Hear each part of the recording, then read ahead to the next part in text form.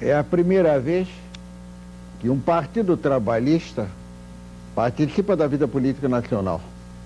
Um partido formado nas bases trabalhistas, porque em 1946 Vargas criou um partido trabalhista brasileiro usando uma legenda e formando dentro dos gabinetes do Ministério do Trabalho uma organização que funcionava através dos pelegos e de uma legislação que comprimia os sindicatos. Já no passado, no Império e na Primeira República, houve uma preocupação dos chefes políticos de marginalizarem o povo e, consequentemente, os trabalhadores. Não era o voto obrigatório, as mulheres não votavam, os analfabetos não votavam. E como até hoje, também não votavam os soldados, os marinheiros e os sargentos.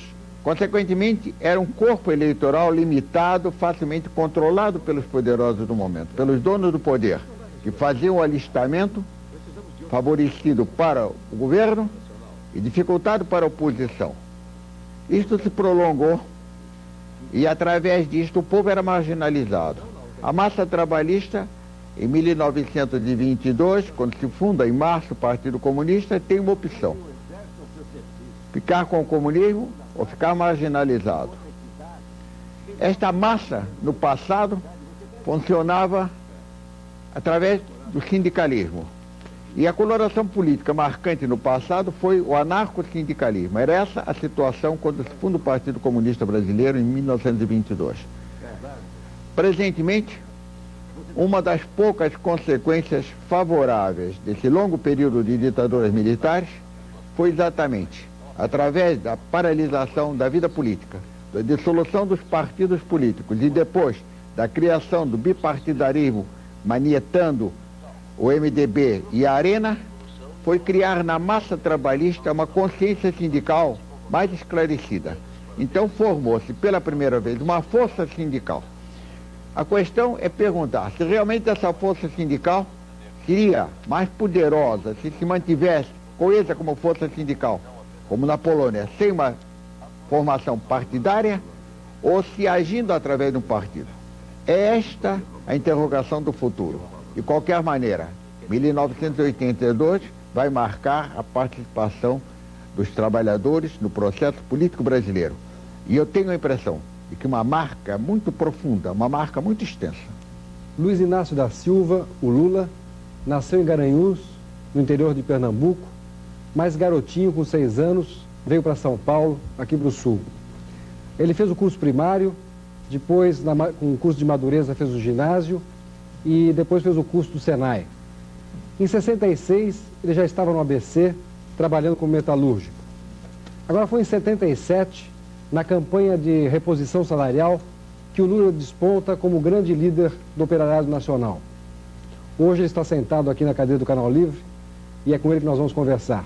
Boa noite, Lula. Boa noite. Para conversar com você, Lula, nós convidamos o Flávio Rangel, que é jornalista, teatrólogo, o Hélio Pellegrino, poeta bissexto e psicanalista, o Carlos Alberto de Andrade Pinto, que foi presidente da Embratur, presidente do IBC e atualmente é o secretário de Indústria e Comércio aqui no Rio de Janeiro, a Norma Cury, jornalista do Jornal do Brasil, o Carlos Absalão, da editoria política também do Jornal do Brasil, o Eduardo Matarazzo Suplicy, que é economista e deputado estadual do teu partido, PT, e o Sebastião Neri, jornalista também da Última Hora e da Folha de São Paulo. Lula, para a gente iniciar a nossa conversa, eu dei uma pequena biografia tua, mas queria que você contasse mais da tua vida, quando você era garoto, enfim, um pouco das suas reminiscências para o telespectador te conhecer melhor. Sempre é difícil a gente falar da vida da gente, porque existe muita coisa que a gente deixa passar, né? Quer dizer, minha mãe foi obrigada a vir para São Paulo em 1950, 51 mais ou menos, porque meu pai tinha vindo em 45 e a situação estava difícil. Ela trabalhava na roça para sustentar 8 filhos. E ela foi obrigada a vir para São Paulo, morar na cidade de Santos. porque a situação não estava dando. Em Santos, meus irmãos, quase todos menores, trabalhavam, eu ajudava, junto com meu irmão, o Frechico, a vender tapioca, a vender laranja, a vender sardinha, a vender amendoim. Até que em 56 minha mãe resolveu vir para São Paulo, morar na capital. E eu fiquei 1 ano morando com meu pai, ainda em Santos, porque aconteceu um negócio muito interessante, né? Meu pai morava em Santos com outra mulher que era inclusive prima da minha mãe. Aconteceu um fato engraçado até que na última greve de 80, fizeram uma exploração de que eu tinha uma mãe que morava numa favela em Santos. Quer dizer, eu sou o único brasileiro com 2 mães. Então era essa mulher que era prima da minha mãe que tinha vindo com meu pai de Pernambuco para cá em 45. E minha mãe não sabia. E quando nós chegamos em Santos, meu pai deu um jeito, né? Quer dizer, ele colocou a outra mulher numa casa, colocou minha mãe na outra, e ele ficava 3, 4 dias por semana numa casa, 3, 4 dias na outra, né? Ele trabalhava no armazém de café, carregando aquele saco de 60 quilos de café. E em 56, minha mãe, 1 ano depois, minha mãe largou, né? Minha mãe se separou do meu pai porque não dava mais. Quer dizer, o tratamento dado à outra era melhor do que o tratamento dado a ela, né? E foi duro para vocês com o filho? Foi muito ruim. Quer dizer, foi um período que eu não gosto de lembrar, porque às vezes a gente é obrigado a ser duro com o próprio pai da gente, né? Mas aí minha mãe se separou, a gente ficou uns 3 anos morando sozinho, separado com meu pai, e meus irmãos tentaram vir para a capital. Viemos para São Paulo em 56, todo mundo arrumou emprego, né? Eu fui trabalhar de ajudante de tintureiro, nessa altura já com 10 anos de idade mais ou menos. Trabalhava de tintureiro de tarde, de manhã eu estava na escola primária. Em 59, aí eu comecei a trabalhar no escritório, né? Comecei a trabalhar na fábrica Armazém Gerácio Colômbia. Fiquei até 1960, quando eu pedi a conta para ir para uma fábrica que ia me mandar para o Senai. Aí eu comecei a aprender a profissão de torneiro mecânico, em 1960. Em 63 eu tirei o diploma e pedi demissão da empresa porque eu me formei, eu queria aumento de salário e o patrão dizia que não ia me dar aumento porque eu tinha que retribuir o dinheiro que ele tinha gasto comigo no Senai. E acontece que eu estudava 5 meses e trabalhava 7. Então, na verdade, eu tinha pago o meu estudo com o meu trabalho, ganhando o salário de menor. E eu pedi a conta e comecei, trabalhei mais na Metalúrgica Independência, onde a fábrica que eu perdi esse dedo, numa prensa. Em 1966, eu arrumei emprego na Vilares. E aí eu comecei até 1968, sem nenhuma atividade sindical, somente a partir daí é que eu entro no sindicato. Agora, quando é que nasce, segundo você, a tua consciência política? A minha consciência política nasceu já no sindicato, porque a verdade é que eu fui para o sindicato assim, como muitos dirigentes sindicais vão hoje, né, sem nenhuma informação. Quer dizer, você é convidado a participar. No caso meu, eu tinha um irmão, esse meu irmão, o Frechico, que era o ativista sindical. Era ele que tinha uma militância sindical em São Paulo e em São Bernardo. Ele é mais velho? Ele é mais velho do que eu. E esse meu irmão foi convidado para ser diretor do sindicato. Ele não pôde ser diretor porque já tinha um diretor na fábrica dele. Então ele informou a diretoria que inclusive era o companheiro Afonso Monteiro da Cruz, que foi o presidente da junta governativa escolhido aí pelo Murilo Macedo. O companheiro Afonso me convenceu a entrar no sindicato. Quantos anos você tinha? Tinha 23 anos. Quer dizer, houve um problema sério, inclusive, né? Porque naquele tempo a questão sindical era muito mais difícil do que é hoje, né? Isso foi mais ou menos em agosto de 68. E eu estava com um casamento marcado para maio de 69. E quando minha noiva soube que eu ia entrar no sindicato, ela se propôs a acabar com o casamento. Quer dizer, eu não vou casar porque dizem, na fábrica onde eu trabalho, que ela trabalhava no tecelagem, né? Que o dirigente sindical, o cara que entra no sindicato é preso, é mandado embora, é perseguido, não arruma mais emprego e tal. No fundo ela tinha razão, né? Então eu falei, paciência, eu já me comprometi com o pessoal, se tiver que desistir, vamos desistir, né? Mas aí não desistimos, quer dizer, eu casei dia 25 entrei no sindicato, tomei posse dia 24 de abril e dia 25 eu casei, quer dizer, vivi apenas 2 anos. Você está fazendo 36 anos terça-feira, né? 36 anos terça-feira. Quer dizer que você comemora aniversário de casamento e aniversário de sindicato? Não, porque Você casou num dia e começou? Eu casei praticamente num mês e entrei no outro, no sindicato. Eu entrei no sindicato num mês e um mês depois eu entrei no sindicato. Você acha que então a sua consciência política nasceu quando você tinha 23 anos ou nasceu antes? Com 23 você foi para o sindicato? Não, eu acho que nasceu um pouco depois até. Nasceu quando eu já estava no sindicato. Porque há muita ilusão, né? Quer dizer, quando eu entrei no sindicato eu achava que pelo fato de eu ter uma imunidade, eu acreditava nessa imunidade, eu achava que quando eu entrasse no sindicato eu ia virar a fábrica do avesso, eu ia resolver todos os problemas dos trabalhadores. E aí é que a gente depara com a estrutura sindical. A gente depara com a legislação sindical que não dá essas garantias que pelo menos está no papel. Porque um artigo diz uma coisa, um outro artigo diz outra, quer dizer, contrariando. E aí eu caí na realidade, quer dizer, e eu comecei a tomar consciência política aí. Sabe, por exemplo, a gente percebia que a empresa, ela atendia as reivindicações dos trabalhadores naquilo que não trazia nenhum prejuízo para ela, aquilo que era o mínimo, aquilo que era praticamente obrigação dela fazer, aquilo que já estava em lei, que ela não cumpria. Mas no essencial, quando você discutia a questão salarial, quando você ia discutir as condições de trabalho, não atendia. E foi daí que a gente começou a tomar consciência política. Quantos anos mais você acha que o Brasil vai passar na situação de que um líder sindical que deseja melhores condições de vida, de salário, irá preso? Olha, eu acho que ainda, sabe, no Brasil, o problema do Brasil é velho, quer dizer, quando o companheiro Hélio Silva falava da história da criação dos partidos aí, acontece que no Brasil o problema social, desde 1930, sempre foi tratado como uma questão, o problema social sempre foi tratado como uma questão policial. Quer dizer, a questão sindical é tratada nesse país sempre como se fosse uma questão policial. E eu acho que se o movimento sindical e a classe política, o partido político não tomarem uma posição, quer dizer, o dirigente sindical estará à mercê da prisão enquanto persistir a estrutura sindical, porque ela é totalmente proibitiva à própria militância sindical.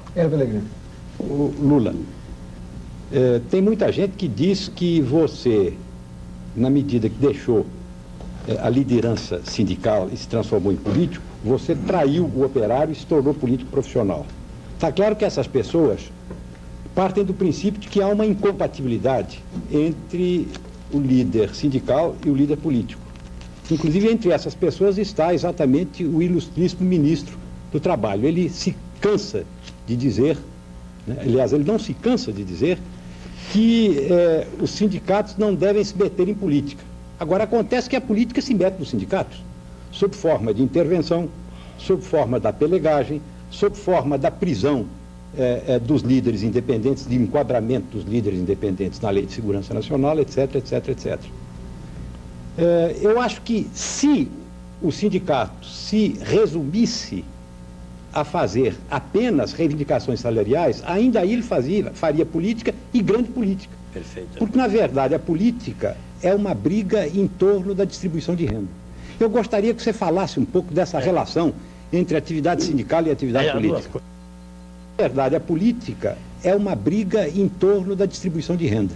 Eu gostaria que você falasse um pouco dessa relação entre atividade sindical e atividade política. Há duas coisas bastante importantes no que você fala, porque, na verdade, o ministro do Trabalho, como qualquer outro ministro, principalmente esses que estão hoje ocupando as pastas nos ministérios, quando eles dizem que o dirigente sindical não pode fazer política, é política de oposição. Porque política de situação pode fazer. Claro. Pode fazer, e eles usam o movimento sindical para isso. E o Murilo Macedo sabe que eu conheço as mumunhas que eles usam para com o movimento sindical. E ele sabe também de que a cassação que veio ao Sindicato de São Bernardo do Campo é porque não foi por falta de tentativa dele, não, é que o Sindicato de São Bernardo do Campo estava enraizado numa organização de base e que a gente não levava muito a sério a questão da representatividade que a gente tinha perante a base e não aceitava bajulações de autoridade. E ele sabe que ele tentou. Agora, o que é importante dizer é que a atividade sindical é uma atividade essencialmente política. E o dirigente sindical não tem muita alternativa. Ou ele faz política se contrapondo a tudo o que está de errado, ou ele faz política do lado do que está errado, como a grande maioria faz hoje, do lado do governo, ou ele faz a política da omissão, compactuando com tudo que está aí. Então não existe escolha. E, na verdade, eu não deixei o sindicato para fazer política. Porque eu fui presidente do partido, dentro do sindicato, eu desafio um ministro, uma autoridade, um policial do SNI, um trabalhador metalúrgico, a dizer que em alguma vez, em alguma assembleia, o Lula colocou a questão do partido político. Eu desafio alguém dizer, algum trabalhador metalúrgico, em potencial aos meus companheiros de São Bernardo do Campo, ao ministro, ao SNI, à Polícia Federal, a dizer que um dia eu fui na porta de uma fábrica em São Bernardo do Campo falar do partido político. Exatamente porque eu tinha consciência de não misturar as duas coisas, de saber tratar da questão partidária, e eu fazia isso. Quando eu quero discutir a questão política, eu vou nos bairros discutir com os trabalhadores, e quando eu quero discutir sindicalismo, eu vou na porta de fábrica. Se bem que a maioria dos políticos não respeita isso, vão na porta de fábrica discutir política. Lula, Sebastião. bom, você chegou agora ao PT. Você sabe que o PT hoje é um filho querido da esperança política no país, porque há toda uma expectativa favorável à criação do PT. Mas veja bem, nós estamos num processo de abertura, está aí meio rachadura, meio abertura, mas está caminhando. O exemplo de outros países, a maneira como surgiram partidos parecidos com o PT, é um exemplo difícil. Veja bem, em Portugal, na Espanha, na Grécia, no Chile, no Peru, depois dos processos ditatoriais, quando se começou o processo de abertura, surgiram vários partidos que tinham um projeto político um pouco parecido com o do PT, como a UDP em São Paulo, como a UDP em Portugal, como o ETA na Grécia, como o Partido Revolucionário dos Trabalhadores na Espanha, como o MIR no Chile, como a Frente Operária Camponesa no Peru. Bom, mas esses partidos todos, ao longo do tempo, eles cometeram um erro.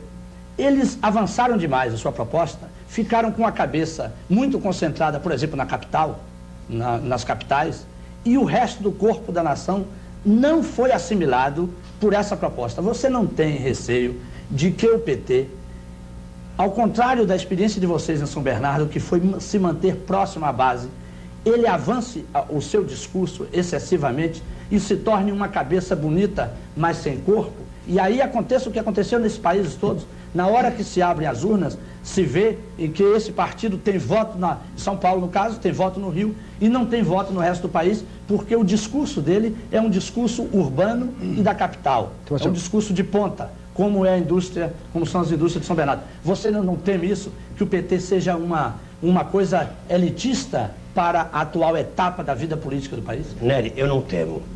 Não temo porque eu acho que a história serve, inclusive, para não permitir que a gente cometa os mesmos erros que outros companheiros cometeram no passado. Veja que a experiência do PT contradiz o próprio raciocínio que você formulou para fazer a pergunta. O PT não é grande só em São Bernardo do Campo. O PT hoje, veja, que o primeiro estado em que o PT se legalizou foi no estado do Acre. Um estado totalmente rural. O segundo estado foi no Amazonas. O terceiro no Maranhão. O quarto no Piauí. Depois Mato Grosso do Sul. Depois Ceará. Então veja que hoje a gente tem a preocupação de tentar levantar palavras de ordem comum a todos os trabalhadores. Me preocupa, sim, Nery. Me preocupa que de repente a gente começa a fazer discurso distante da capacidade de percepção do próprio povo. E isso a gente não pode cair nesse erro, porque sabemos que outras pessoas caíram. Agora, a questão política no Brasil não é nem do discurso, porque ainda no Brasil a gente vive a questão do coronelismo, a gente vive a questão da imposição do voto, ou seja, da ameaça. É só você viajar para o Nordeste, você tem viajado e percebe de que ameaça o poder do fazendeiro, o poder do coronel, o poder do patrão, ainda é muito grande em cima do eleitor. Sabe, a coação atrás do emprego, a coação pela moradia, a coação pelo próprio emprego. Então, a gente está tomando cuidado com isso, eu tenho certeza de que isso não acontecerá, e estou tranquilo de que em 82 já a gente mostrará de que a nossa preocupação de não ter a cabeça distante do corpo, sabe, vai vingar. E o PT hoje é um partido que responde isso paulatinamente quando a gente diz o seguinte, quer dizer, não se faz partido político, sabe, com um palavreado distante, desconforme com o que o nosso povo está acostumado. Mas, ô Lula, a gente vê que no momento existem dois partidos voltados para o trabalheiro, o seu e o do Brizola. E ainda há um terceiro, da ex-deputada Ivete Vargas, que tenta sobreviver com recurso ao Tribunal Superior Eleitoral, que negou o registro da velha sigla do PTB.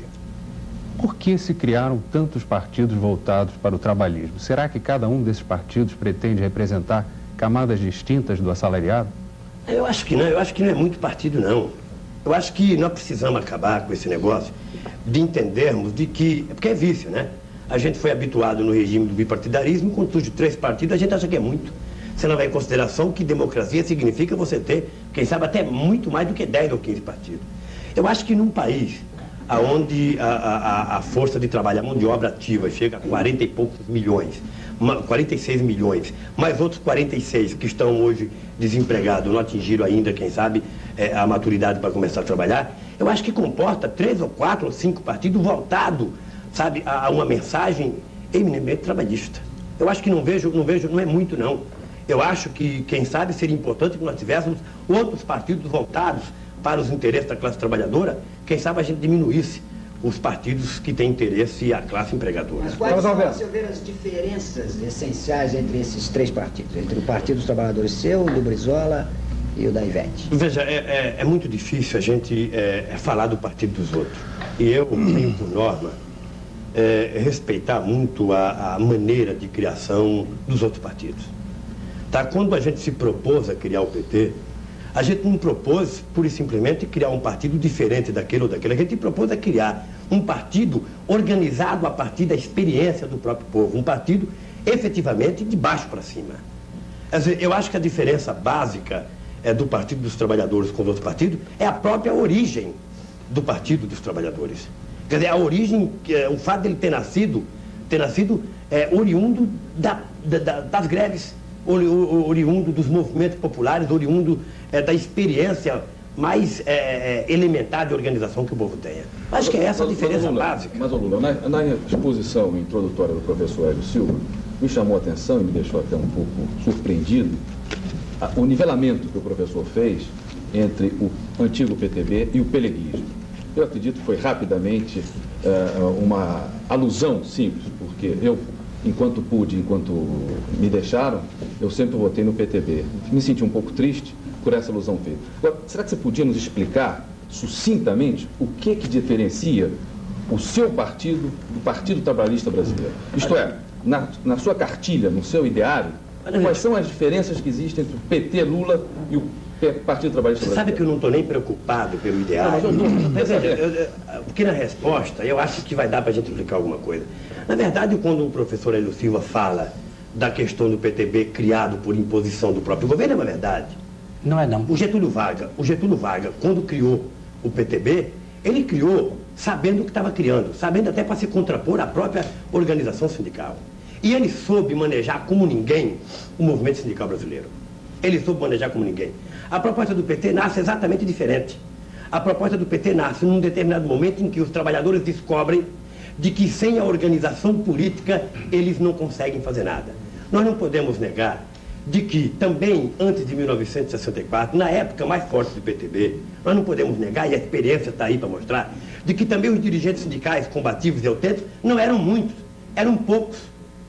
Eram poucos e tem muitos deles vivos aí hoje. Mas, Lula... E de que, naquela época, o movimento sindical também foi usado politicamente pelo PTB, como poucos partidos usaram politicamente. Mas, Lula, é preciso ver que uma coisa é o fato de que o PTB mudou durante o processo. Mas eu também reparei o que o professor Hélio Silva disse. A verdade é a seguinte: eu me lembro do PTB na Bahia, eu seminarista, o PTB da Bahia tentando fazer comícios e no governo do Dutra a polícia descendo o pau. O PTB foi fundado na oposição. O PTB não foi fundado. O PTB foi para o poder em 1950. Agora, de 46 para 1950, os líderes sindicais, você diz, tinha muitos pelegos. Tinha pelegos e tinha não pelegos. Mas a verdade é que o PTB em 1946, no governo Dutra. E o Dutra baixou o pau no PTB. Do Getúlio. O PTB baixou o pau no... O PTB baixou o pau no... não foi partido... Agora, em 1950, sim, é que o PTB foi para o poder. Mas a verdade é que o PTB surgiu da mesma forma que o PT está surgindo. Não é verdade. Há 30 anos atrás. Não é verdade. Claro que é a mesma coisa. Nery, não é verdade. Só O PTB que surgiu de cima para baixo. Nery, E o PT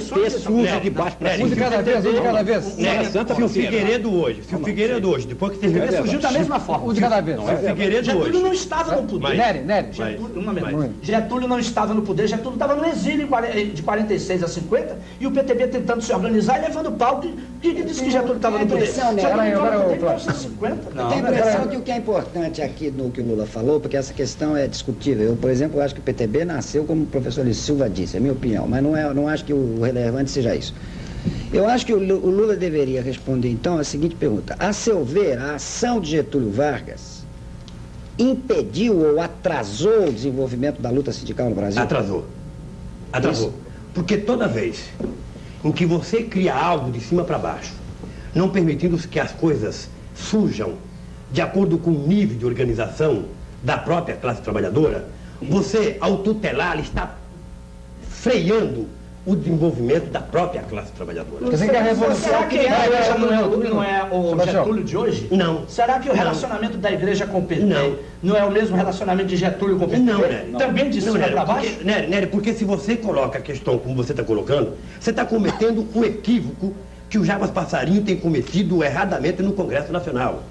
Porque a verdade é que nós precisamos dizer, a bem claro, e é bom que os bispos e quem mais esteja ouvindo, de que não existe nada efetivamente entre igreja e PT. A não ser a afinidade em determinadas atitudes, em determinadas formas de organização. Sabe? Então, veja, quando eu vejo esse tipo de coisa, me dá a impressão de que a igreja está formando partido. E eu acho que a missão pastoral da igreja é muito mais importante do que ela organizar um partido político. Agora, a mesma ênfase que eu vejo as pessoas darem, não é o teu caso que eu sei que você dá, a mesma ênfase que eu vejo algumas pessoas darem ao fato de setores da igreja, principalmente a organização de base, está hoje com uma proposta de organização igual à do PT, e por isso as coisas se afinam em um determinado momento, seja na favela, seja no campo. Não falo, por exemplo, Jarbas Passarinho não faz nenhum discurso contra a igreja pela marcha, sabe, pela liberdade de 1964. Ele faz então um a igreja pode contra a fazer opção política pelo pobre. A igreja pode fazer política quando está do lado do poder, mas não pode fazer política quando está do lado do pobre. Nós chegamos então a um ponto muito interessante. Sintetiza os 3 objetivos fundamentais do PT. Olha, o primeiro objetivo central do PT, o primeiro, é a organização da classe trabalhadora. O segundo objetivo concreto do PT é a liberação do movimento sindical. E o terceiro objetivo do PT é o poder, efetivamente. O Lula, o PT exerce um fascínio muito grande sobre estudante Zona Sul. E você já se colocou contra isso uma vez. Eu queria saber como é que você vê isso hoje. Não me coloquei contra, não é verdade. Há um troço engraçado, quando a gente começou o PT, que a gente tinha uma posição mais sectária com relação ao estudante, ao intelectual, devido até a algumas entrevistas que eu tinha dado com relação ao intelectual aos estudantes, as críticas que eu recebi eram contundentes em dizer que o partido era um partido estreito, obreirista, que não aceitava intelectual, nem aceitava estudante.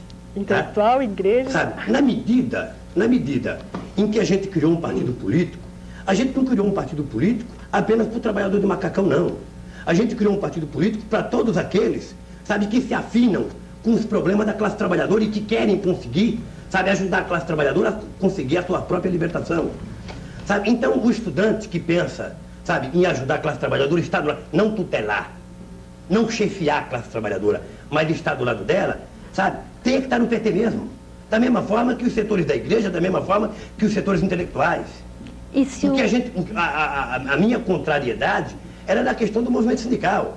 Eu jamais permiti, enquanto dirigente sindical, e não sou porque não quero não, porque se tivesse concorrido às eleições teria ganho as eleições, não sou porque um ato arbitrário, o artigo 528 da CLT não permite que eu seja aí quem sabe o comandante do 2º Exército que já morreu, não quis que eu controlasse um sindicato, mas veja que eu nunca permiti que o estudante fosse fantasiado de trabalhador dentro de uma fábrica.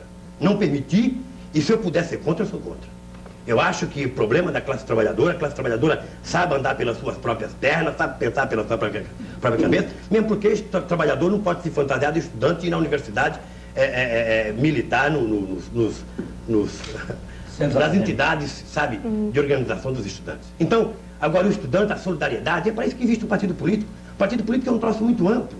Então, eu acho que o estudante tem que estar junto mesmo, sabe, dentro daquele partido que ele se afina, que ele quer participar, e o PT hoje tem essa proposta. Não digo que é o único, mas estamos aí no cenário político para disputar com os outros. Escuta, se o Prestes quiser entrar para o PT, qual é a sua posição? Qual é a diferença do Prestes de qualquer um outro dos 120 milhões de brasileiros? Eu acho que o Prestes goza hoje dos seus direitos políticos, ou não goza? Eu acho que se ele quiser entrar no PT, sabe, o PT tem os seus núcleos e bates, tem seus diretórios, eu acho que cabe a ele procurar os núcleos diretórios e se filiar ao partido.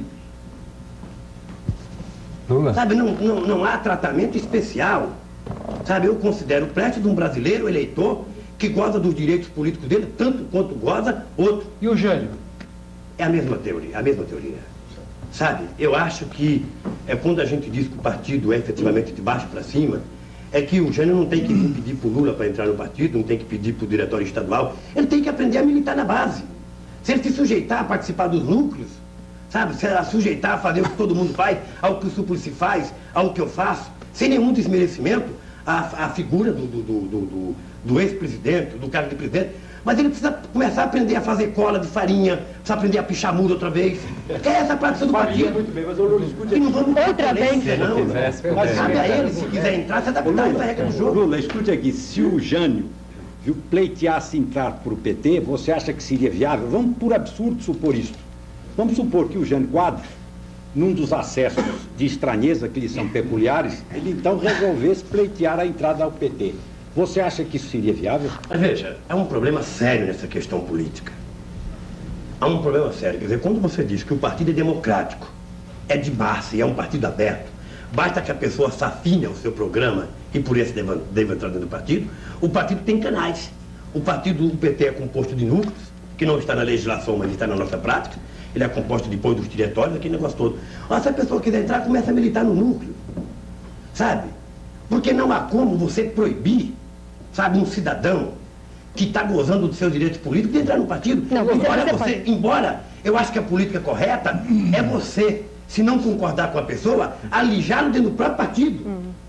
Agora, Você Lula, não tem que ter o medo de disputar politicamente com ninguém. Lula, peraí, Lula, você dizer o seguinte, que o Jânio tem que pregar cartaz, é um pouco forte. Você não sai pregando cartaz mais, né, Lula? Hoje você é um dirigente. Sai. Quer dizer que o Distribuindo Lula, Sai distribuindo panfleto, pregando cartaz, colando, pichando. Porque eu acho que não é demérito nenhum, muito pelo contrário, eu acho que engrandece o militante. Você tem tempo para isso? Eu acho que o que denigre o dirigente político é o fato do dirigente político contratar as pessoas para fazer aquilo que ele político deveria fazer. E você se sente seguro fazendo isso? Me sinto. Colando cartaz? Me sinto seguro, não, eu me sinto limpo. Seguro em relação ao poder. Tranquilo do dever cumprido. Sim, mas você acha que você pode sofrer algum tipo de sanção ainda? Ah, não tenho essa preocupação. Quer dizer, sabe, porque o resto das pessoas tem ainda. Nunca me passou pela cabeça esse tipo de preocupação. Quer dizer, há companheiros que se preocupam com a minha segurança, sabe, eu não tenho essa preocupação. Quer dizer, eu acho que segurança é muito importante. Você anda sem segurança nenhuma? Ando. A minha segurança é Deus, sabe? Deus e o próprio povo. Da guarda, né? É o próprio povo. Porque, Você veja, é muito religioso, Lula? sou É católico? Sou católico. Lula. Peraí, Eduardo, pergunta aí, Eduardo. De maio de 80 para maio de 81, segundo o Diese, o salário mínimo perdeu poder aquisitivo. De maio de 80 a maio de 81, o salário médio na indústria de base, segundo índices da DIB, cresceu apenas 1,8% em termos de poder aquisitivo. Do primeiro semestre de 80 ao primeiro semestre de 81, os lucros dos 12 maiores bancos privados no Brasil, todos cresceram mais do que a taxa de inflação, que foi da ordem de 117% a 120%. Desses 12 maiores bancos, 3 tiveram taxas de crescimento de lucro acima de 500%, 9 acima de 200%. Será que isso reflete a forma pela qual os diferentes setores da sociedade influenciam na construção da política econômica, em que medida isso reflete o fato de os trabalhadores estarem ou não participando da formulação da política econômica. Esta semana, o ministro Murilo Macedo lamentava na Assembleia Legislativa de São Paulo que os trabalhadores não estavam defendendo a política salarial que ele havia introduzido. Suplicy, eu acho que você não faz uma pergunta, você faz uma denúncia, e é importante que o Delfim Neto esteja vendo o programa, porque eu acho que você está dando efetivamente o canal inflacionário desse país, para que eles passem a parar de dizer que é o salário da classe trabalhadora que causa inflação. Eu acho que o lucro de um banco a 600%, está aí um dos sintomas do porquê a inflação chega a 120% nesse país. Então veja, Suplicy, na verdade eu acho que a classe trabalhadora defende a política salarial semestral.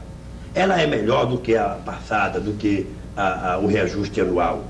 Somente um louco iria dizer que o reajuste semestral é pior do que o anual. Agora, entretanto, é preciso a gente perceber o seguinte: você tinha até 1978 um reajuste anual de uma inflação da ordem de 60%. Então você tinha o teu salário defasado no ano, 60%. Onde você tem ele defasado em 6 meses, 60%. Então, na verdade, a política salarial do governo, ela foi muito mais de interesse da própria classe empregadora do que da classe trabalhadora. Porque os dados Eu gostaria de ter um debate com o ministro Murilo do Trabalho, o Murilo Macedo, para a gente discutir essas coisas bem a miúde. Porque, veja, nós tínhamos uma conquista na classe trabalhadora muito séria, que era salário igual para todos. Ou seja, o trabalhador que tivesse um mês de firma, o trabalhador que tivesse 11 meses, na época do reajuste, o reajuste era igual para todo mundo. Essa política salarial nova veio introduzir o reajuste proporcional. Ela veio introduzir, então, que o trabalhador que tem um mês recebe apenas 1/6 do que ele teria direito a receber. Então, veja, ela veio permitir uma rotatividade maior, ela veio permitir uma defasagem salarial ainda maior. E para dignificar esse exemplo que você deu, Suplicy, do poder de compra, da perda do salário médio e do salário mínimo, basta que a gente pegue o decreto 399 de 1938, quando foi instituído o salário mínimo nesse país. Ele elaborava uma lista de alimentos necessários a um trabalhador e sua família. Uma família padrão, trabalhador, mulher e 2 filhos. Quem era o presidente? Era o Getúlio Vargas. Tá? Há uma outra história por detrás disso. Se o programa permitir, a gente vai chegar lá. Então, ele previa, por exemplo, um trabalhador comprar 24 quilos de carne por mês. Comer. Era o essencial para uma pessoa se alimentar muito bem. Ele previa que o trabalhador pudesse comprar tantos litros de leite, tantos quilos de feijão, tantos quilos de arroz. E em São Bernardo do Campo, ano passado, a gente pegou aquilo que era essencial à família em 1938, que dava para ele comprar com o salário mínimo, e fizemos nos preços atuais. Sabe quanto um trabalhador precisava ganhar hoje para poder ter o mesmo poder de compra que um trabalhador de 1938, que é o salário mínimo? 31 mil cruzeiros por mês. Ô Lula, você iniciou o programa com muita franqueza, contando aquela história do teu pai e tal. Com essa mesma franqueza, eu quero que você me responda o seguinte: o dinheiro, o poder, as coisas que você está vivendo agora, isso nunca te tentou? Você nunca se sentiu fraquejado perto disso? Essa é uma das perguntas que eu me sinto muito mais à vontade para responder. É porque o Brasil é um país onde, desgraçadamente, a questão política ela é tida paralelamente à questão do dinheiro, do suborno, da corrupção, coisa parecida. E quando eu me propus a fazer política, eu me propus com o objetivo de, pelo menos, contribuir, junto com outros, quem sabe milhares de brasileiros, no sentido de moralizar esse país politicamente. De fazer com que política não fosse a arte da jogatina, a arte do conchava, a arte desse negócio todo. E isso não me preocupa. Quer dizer, nunca me passou pela cabeça. Quer dizer, eu se quisesse estar bem do ponto de vista econômico, acho que todos vocês sabem que eu estaria bem. Hoje, só para você ter uma ideia, na última reunião do diretório, os companheiros do PT resolveram que vão me pagar um salário mensal de 70 mil cruzeiros por mês para me sobreviver, até que o empregador de São Paulo me arruma um emprego. E se eu estivesse na Vilares hoje, eu estaria ganhando 136 mil cruzeiros por mês, aproximadamente, com o último reajuste que houve. Nunca me preocupou a questão do dinheiro. Perfeito. Carlos Alberto. Lula, Partido Trabalhista. Partido Trabalhista significa trabalho significa operário. Operário significa emprego. Me explica um pouco, na sua concepção, como é que se cria emprego? De onde vem recursos para criar emprego? Olha, Porque não existiria nem Partido Trabalhista, nem Trabalhador. Primeiro, veja, eu acho que o Partido dos Trabalhadores significa, efetivamente, como outros partidos, quem sabe, significa a questão de brigar por emprego, coisa parecida. Eu acho que a questão de criar emprego no Brasil hoje é uma questão de dar prioridade ao que merece prioridade. Mas é que no Brasil hoje, inegavelmente, não se cria emprego nesse país se não mudar, por exemplo, o modelo econômico na sua total amplitude. Já não é mais a indústria automobilística, sabe, que foi durante 25 anos o carro-chefe da economia, sabe, de uma forma errada no passado, sabe, de uma forma de prioridade até abusiva. Hoje nós temos que ver o seguinte, quer dizer, como é que nós criaríamos emprego hoje no Brasil?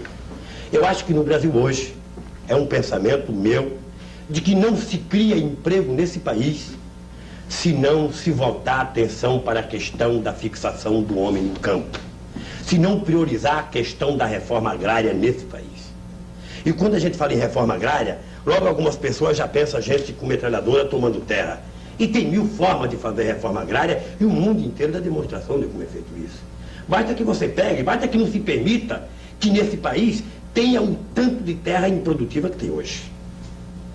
Basta que a gente não permita, sabe, que o Estado com tantas terras devolutas sem permitir que o cidadão tenha um metro quadrado para trabalhar. Então acho que a questão do emprego para mim é essa. É discutir o que é prioritário esse país produzir. Se já não é mais automóveis, é necessário a gente entender o seguinte, eu acho que o mundo está muito mais carente de alimento do que de automóveis. Quando você fala em construir um novo modelo, em transformar o modelo, em construir o socialismo, você acha que um empresário, um fazendeiro, ele precisa ter medo do PT quando você fala nisso? Ou seria possível a um empresário ajudar o trabalhador a construir, a transformar esse sistema onde nós vivemos? Olha, eu acho que o empresário... Eu acho difícil o empresário, porque pelo menos os empresários que têm a mentalidade que alguns empresários brasileiros têm. Suplicy, você sabe que durante muito tempo eu fui um dos poucos dirigentes sindicais que me propus a chamar os empresários para conversar. Acho que vocês todos estão lembrados. Eu fui o primeiro dirigente sindical a chamar Vidigal, a chamar Badella, a chamar Mindlin, a chamar todos os papas do empresariado nacional para conversar. E conversei com todos eles, mostrando de que a situação da classe trabalhadora estava insuportável, de que era necessário dar alguma coisa. Mas eles não acreditaram e foram obrigados a ver as paralisações que houve. Mesmo assim, eles, junto com o Estado, deram a volta por cima e fizeram os massacres que fizeram em todas as greves que aconteceu de 80 para cá. Você está se referindo ao empresariado mais moderno, quer dizer, mais progressista. Esse também? Esses, porque na porta da Schuller, do Bardella, na porta da Vilares, do Paulo Vilares, o trabalhador apanhava tanto da polícia quanto apanhava na porta da Volkswagen. A atitude era a mesma. Agora, quando a gente coloca a questão do socialismo, Suplicy, é preciso dizer o seguinte, que em política você tem um projeto a curto prazo, um projeto a médio prazo e um projeto de sociedade, de transformação de sociedade. Eu acho que todos nós aqui nessa mesa, todos nós aqui estamos de acordo, a não ser que esteja alguém do contrário, de que não dá mais para suportar o nível de vida, a péssima qualidade de vida que tem o povo brasileiro hoje. E os empresários precisam entender de que a função empresarial ela tem um caráter também social. E é preciso eles cumprir com o caráter social dele. Não é pagando 8.168 cruzeiros que ela está cumprindo com a sua obrigação. Vocês consideram socialista? É preciso... Veja, eu me considero um homem, que estou lutando por uma sociedade mais justa e mais igualitária. E se a gente vislumbrar isso dentro de uma perspectiva política, a gente chega à conclusão do socialismo. Agora, só um minutinho, né? Agora veja, é necessário discutir que tipo de socialismo que nós queremos. Sabe, não é um socialismo dogmático, sabe? Não é um socialismo de gabinete, um socialismo elitista, sabe? É um socialismo, sabe, na minha opinião, aonde o povo tem o direito de participar politicamente, aonde esse socialismo seja construído, quem sabe, da própria experiência de vida, da própria experiência cultural do nosso povo. Na tua opinião, esse socialismo já existe em algum lugar do mundo? Eu não conheço o mundo inteiro. Eu não conheço a Rússia, eu não conheço Cuba, eu não conheço a Polônia, Mas qual o país que se aproximaria mais desse Qual socialismo? partido que se aproxima mais do modelo socialista? Será possível construir democraticamente Eu o acho que é socialismo? possível. Eu acho que se a gente tiver capacidade de fazer um projeto de sociedade, sabe, que seja resultado de um debate a nível nacional, de um debate de todas as classes, é possível ser democrático. Ô, Lula, você disse na Tranquilamente revista é possível. Senhor, uma coisa que me preocupou um pouco. Você disse que só há sindicatos fortes no sistema capitalista. Ora, é evidente que o projeto do PT é um projeto a médio prazo e a longo Mas o prazo. Solidariedade também é desmente socialista. essa tese. Também é socialista. Então, como é que nós ficamos? É claro, um dos 3 objetivos do PT é a conquista do poder. Você disse que os sindicatos só são fortes verdadeiramente no sistema capitalista. O projeto do PT é um projeto socialista. Como é que Não, desata veja, ou não? o PT vem para propor, para modificar as coisas. Sabe, a proposta é modificar, sabe, os conceitos que existem, pelo menos a prática que existe hoje. Solidariedade, efetivamente, sabe, é efetivamente uma exceção. É efetivamente uma exceção. Sabe, a tese de que o sindicalismo é forte nos países capitalistas, isso não é mais uma tese, é praticamente a prática que existe de sindicalismo, quer dizer. Agora, o Solidariedade vem contradizer tudo isso. O Solidariedade vem provar que mesmo dentro do regime socialista, quando a classe trabalhadora não tem liberdade de manifestação, de organização, ela não pode se expressar, ela, a classe trabalhadora, consegue arrumar meio de fazer isso. E é o que está fazendo na Polônia hoje. É verdade que o Valença te deu um puxão de orelha, Lula? Não, não é verdade. Isso é muito coisa dos companheiros do JB. É porque, veja, eu não sei de onde foi tirado isso, porque, veja, a reunião que nós tivemos com o Valença foi uma reunião onde participou um jornalista italiano, um jornalista português e praticamente nenhum jornalista brasileiro. Quer dizer, o que foi dito para a imprensa foi dito por nós, conjuntamente, e houve uma discussão entre eu e Valença na questão política. Que o Valença dizia que não podia misturar política com o sindicato. Sabe? E eu dizia para o Valença que era necessário que ele tomasse cuidado com o que ele dizia sobre a participação política da classe trabalhadora, porque ele estava dizendo as coisas com uma realidade polonesa, sem conhecer a realidade brasileira. Então era necessário que ele não servisse de instrumento da burguesia brasileira para se contrapor à organização da classe trabalhadora. Quer dizer que o puxão de orelha é você que deu? Não foi nem puxão de orelha, foi uma conversa até de troca de informações, mostrar para o Valença o que era o Brasil e ele mostrar para mim o que era a Polônia. Agora veja, ao mesmo tempo que o Valença disse que não faz política, o Solidariedade tem um projeto para governar a Polônia. Já derrubaram quantos ministros? Mudou muito. Isso é fazer política. Desde janeiro parece que mudou muito. Isso é fazer política, sabe? Eles estão, na verdade, fazendo política. Derrubaram o secretário-geral. Aqui no Brasil, por que é diferente? Aqui no Brasil acontece que o movimento sindical, e a gente não estava fazendo política quando fez as greves de 78, quando fez as greves de 79, quando fez as greves de 80. Acontece que hoje no Brasil a nossa briga não é apenas com os interesses brasileiros, não é apenas com os interesses nacionais. É dizer, hoje para a gente brigar aqui no Brasil a nível de sindicato, você tem que brigar contra a Alemanha, contra o capital americano, contra o capital japonês, o capital francês, o capital inglês. Quer dizer, isso aqui, sabe, é um rosário de capitais internacionais que cada um vem com a sua experiência sindical de um século atrás, impedir que o sindicalismo brasileiro se desenvolva. Então, quando a gente começou a fazer a greve, a gente fazia política, era política efetivamente que a gente estava fazendo. Você falou isso pro Schmidt quando você encontrou ele? Falei pro Schmidt. Ô Lula. Como falei para todo mundo que eu encontrei. Falei para o Adolfo Soares da Espanha. Quer dizer, a gente tem procurado, o que a gente está dizendo aqui hoje não é novidade para os empresários brasileiros.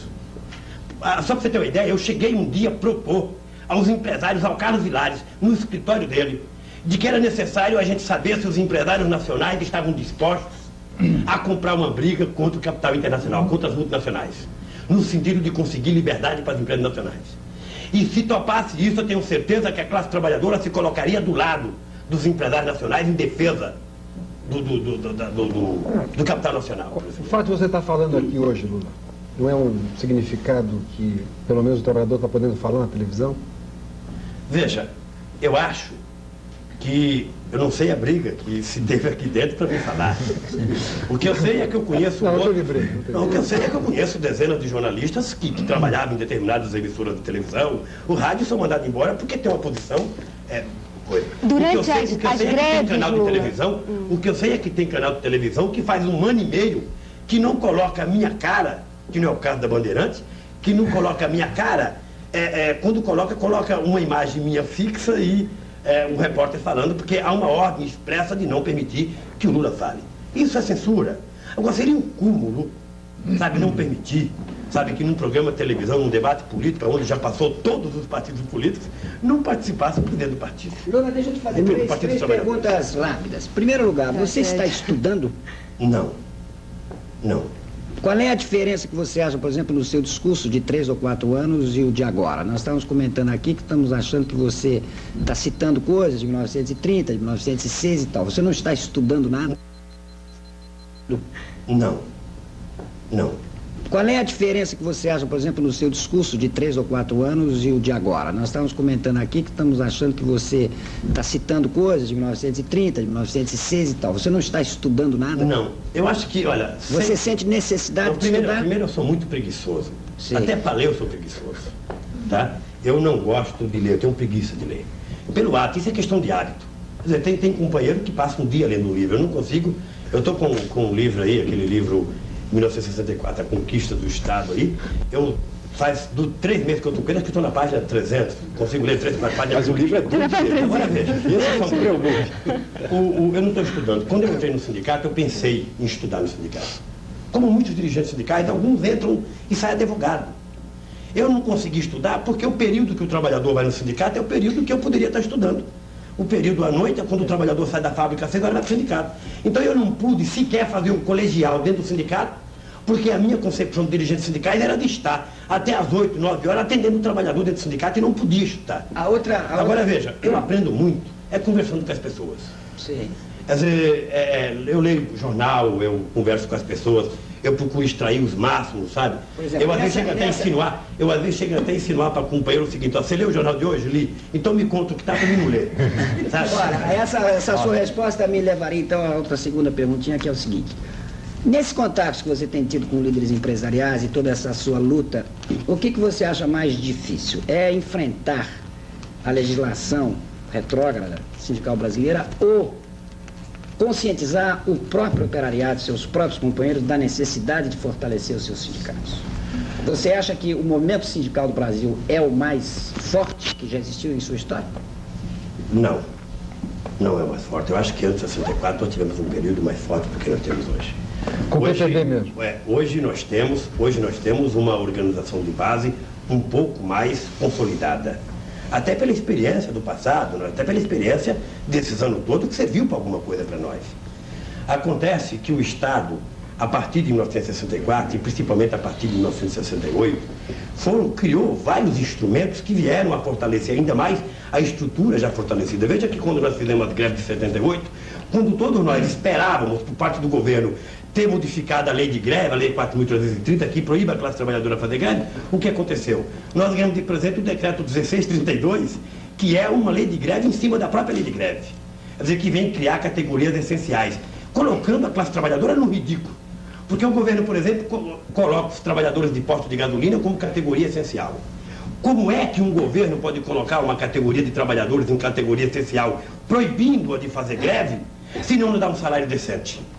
Como é que um trabalhador que ganha 8 mil cruzeiros por mês, 9 mil cruzeiros por mês, está proibido de fazer greve? Então veja, eu acho que hoje o nosso trabalho é conscientizar a classe trabalhadora. E isso é muito difícil? É difícil. É difícil porque você tem todo um aparato publicitário, governamental, em cima disso. É você tendo poucas horas, você não tem liberdade de se organizar dentro das empresas hoje. Você se organiza da porta da empresa para fora, num trabalho assíduo do movimento sindical, e você fica meia hora conversando com os trabalhadores na porta da fábrica, enquanto o patrão fica 24 horas por dia, e aí você precisa conhecer a estrutura de funcionamento de uma empresa automobilística, por exemplo. Para cada 10 trabalhadores tem um líder, depois do líder tem um feitor, depois do feitor tem um supervisor, depois tem um capa amarela, depois tem mais não sei o quê, quer dizer, tem 50 mandando em 10. Você já ouviu algum país do mundo, sabe de algum país do mundo onde dirigentes sindicais e trabalhadores estejam sendo julgados por um tribunal militar por terem organizado greves? Não, porque o Brasil, lamentavelmente, na questão sindical, a visão das nossas autoridades ainda é uma visão... Como é que faz o incidente da Polônia? Uma visão pré-histórica. A questão sindical no Brasil ainda, as nossas autoridades estão na era pré-histórica. Quer dizer, o que a gente está reivindicando aqui no Brasil hoje, A Europa praticamente inteira reivindicava isso em 1918. Mas é preciso reconhecer, Lula, que não são as autoridades só não, é a sociedade e a imprensa também. Em geral, a imprensa trata o operário como se fosse um palha, quer dizer, não pode dar palpite na nação. Nério, quando eu entrei no sindicato, os grandes jornais, é claro. Nério, quando eu entrei no sindicato, uma coisa muito engraçada, a visão sobre o dirigente sindical era o seguinte: ou o dirigente sindical era corrupto, era ladrão, era safado, ou o dirigente sindical era subversivo. Era essa a visão.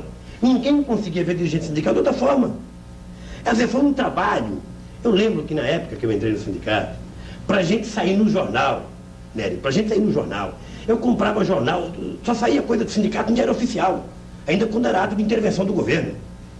Quer dizer, foi um trabalho longo, foi um trabalho, sabe, de tentar ganhar a credibilidade, a confiança junto a setores influentes de classe média, setores empresariais, e você só ganha isso quando sendo correto.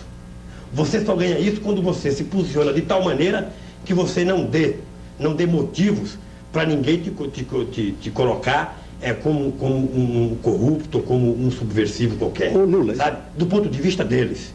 Porque fazer uma greve como nós fizemos é ser considerado subversivo nesse país. E não existe trabalhador radical. É preciso, sabe, quando a gente vê um trabalhador fazer um discurso, sabe, às vezes agressivo, é preciso a gente, ao invés de dizer que ele é radical, ir na casa do companheiro para ver o que está se passando na casa dele. Sabe, é preciso a gente ver um chefe de família que às vezes faz 3 dias que não consegue comprar 1 litro de leite para o seu filho, fazer um discurso que vai roubar um supermercado e achar que ele é radical. Radical é a fome. Sabe, radical na verdade é o estômago do trabalhador. E você vai ver um discurso de trabalhador hoje, dentro de um sindicato, ele é muito mais extremista do que de grupos de esquerda aí, do que cara, sabe, do que os marxistas, do que os trotskistas, do que o tantoísta que existe por aí. O discurso do peão de fábrica que está passando fome é muito mais radical. E é pela necessidade de sobrevivência. Então nós não podemos dizer que existe trabalhador radical, não. Sabe, o radicalismo do trabalhador é o estômago dele, ele quer sobreviver, ele quer comer, ele quer morar, ele quer estudar, ele quer ganhar um salário decente.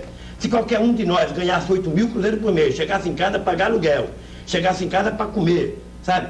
Qualquer um de nós seria radical, quem sabe muito mais radical do que um simples trabalhador que ganha um salário. Ô Lula, vou te contar uma coisa. Anteontem se encerrou em Volta Redonda aqui o Congresso Nacional dos Aposentados. Eu fui lá e lhe confesso que eu nunca vi uma linguagem tão violenta e tão radical quanto aqueles velhinhos, inclusive um de 88 anos. Não há congresso da UNE, não há reunião do MR8, não há assembleia do PT que iguale aqueles velhinhos, mas um negócio louco. Eu nunca vi maior radicalismo, você tem inteira razão. Os aposentados no Congresso de Volta Redonda. O que eu acho que está errado aí é a visão do governo. Vocês estão lembrados que eu já cansei de pedir, sabe, de que eu gostaria de vir na Escola Superior de Guerra fazer uma palestra. Porque só vai patrão, e só vai ministro, alguns vão inclusive para mentir lá. Se você pegar alguns depoimentos, eu tenho alguns em casa, de alguns ministros que vieram aí dizer a situação da classe trabalhadora, estão mentindo. Então é preciso que as Forças Armadas não fiquem acreditando apenas no que os ministros falam, no que os patrões falam. É preciso ir nas favelas do Rio de Janeiro saber o que está acontecendo. É preciso ir dentro de uma fábrica saber que forma que o trabalhador é tratado. Quando a gente diz de que não mudou a situação da classe trabalhadora com relação à escravidão, a gente não está radicalizando, não. A diferença básica é que antigamente o trabalhador tinha uma corrente no pé e hoje tem um cartão de ponto. Você acha que essa é a diferença básica. E o pescador, o favelado, o boia fria, o trabalhador rural, você acha que o PT, a mensagem do Partido dos Trabalhadores está chegando já nesses lugares mais distantes, onde não chega o jornal, onde às vezes chega só o rádio, por vezes a televisão? Olha, Suplicy, a proposta do PT é muito forte. Eu sempre disse, e você sabe disso, de que uma das coisas que eu tenho medo é de que a direção do partido não tenha capacidade de acompanhar a evolução do próprio partido. E se tem uma coisa que eu tenho medo é de errar para com a classe a que eu pertenço. Então veja só o negócio. Quer dizer, eu nunca imaginei, em 10 anos de sindicato, eu nunca fui convidado a sair a 100 quilômetros de São Paulo para fazer palestra sobre sindicalismo. Na questão do PT, eu já andei 24 horas naqueles barcos que estão afundando no Tocantins, lá na Amazônia. Já andei para falar em cidades que eu nunca imaginei ir. Sabe? E o PT está chegando nesse local. A mensagem da organização política do trabalhador está chegando nesse local. E entre os negros? Eu nunca pensei em chegar a Cametá, nunca pensei em chegar a Baião, no Pará. Eu nunca pensei em fazer um discurso em Santarém com 5 mil pessoas, quando o Jabas Passarinho faz com 300. Quer dizer, tudo isso porque a mensagem do partido é forte. A esperança da classe trabalhadora, sabe, está muito grande. Então é preciso que a gente tenha a capacidade de levar isso aos mais longínquos rincões desse país. Você pensa em chegar à presidência da E a gente República? teve a preocupação de tentar criar um partido que não retalhasse o partido em departamento disso, departamento daquele, departamento do negro, do branco, departamento do homossexual, departamento... A gente quer um partido de todo o conjunto da sociedade, então a gente não vai retalhar. Todos entram em igualdade de condições. Lula, ele fez uma pergunta aqui, Absalão. Você pensa em chegar à presidência da República? Não. Veja, eu não tenho. É engraçado de que muita gente não acredita nisso. É de que um dirigente político não tem aspirações políticas do ponto de vista de cargo. Eu não tenho. Flávio Rangel, o que você achou do programa? Eu acho que a política brasileira precisa muito de altruísmo, desprendimento e sinceridade. E achei que o nosso entrevistado de hoje tem essas qualidades. E eu desejo toda a felicidade e boa sorte para o PT. Hélio Pellegrini. Bom, eu sou militante do PT. Portanto, eu sou um soldado diante do meu general. Carlos Alberto. Eu acho o seguinte, eu não conheci o Lula pessoalmente, tive uma impressão muito agradável. Agora, acho que a sociedade brasileira precisa sofrer modificações, transformações. Mas também tem que levar em consideração o fato, dito por você, que um rapaz com curso primário, que não gosta de estudar, que não gosta de ler, se tivesse empregado hoje, estaria ganhando 132 mil cruzeiros na Vilares. Então, a sociedade brasileira não é para ser transformada radicalmente como você poderia ter dado a perceber. Temos que modificá-la, mas temos que modificá-la dentro de um panorama democrático e aberto. Nova. Eu queria mais 3 horas de programa para fazer as perguntas que não deu para fazer. Porque eu sinto que eu estou participando assim da história da mudança do país, entrevistando você. Absalão. Acho que o programa foi muito bom, pela franqueza com que o Lula tratou todos os assuntos e pela oportunidade que os telespectadores tiveram também conhecer um pouco o pensamento dele. Um homem que líder sindical seguro e um político sincero. Suplicy. Eu acho que o Lula tem uma capacidade de assimilação e de estudo extraordinária. Eu vejo, convivendo com o Lula, cada vez a forma como ele aprende as coisas, em conversar com as pessoas, em ver os pontos-chave. Inclusive, eu acho que ele lê mais do que ele próprio diz aqui. Eu, viajando no avião com ele, selecionamos algumas coisas, o Lula veio lendo boa parte das coisas, mas com uma assimilação imediatamente, fazendo reflexões da maior relevância. A cada momento eu vejo, convivendo com o Lula, o que ele tem para ensinar ao povo brasileiro, como ele consegue falar com extraordinário bom senso, como consegue expressar as aspirações do povo brasileiro. Sebastião. Lula, a primeira vez que nós discutimos coisas foi em 78 em Criciúma. Depois no programa de televisão na Bahia e outras vezes. E eu quero dar um depoimento aqui. Eu acho que o seu discurso, que é uma palavra que eu não gosto, que eu acho meio pedante, a sua linguagem política está melhorando cada dia mais.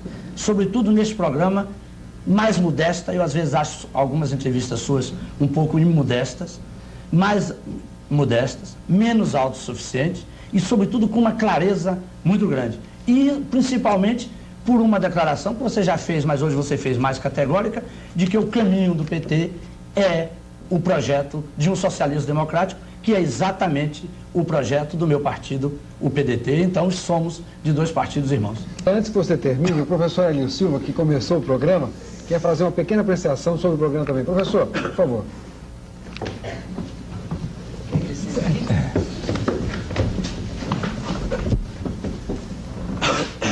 Pode falar, professor. Eu pretendia ter feito uma apresentação do programa, mas o que eu disse serviu como um fermento e foi um pouco debatido. Então, eu desejava, antes de dar a minha apreciação sobre o programa, de rebater um ponto que foi a questão de fundação de partidos.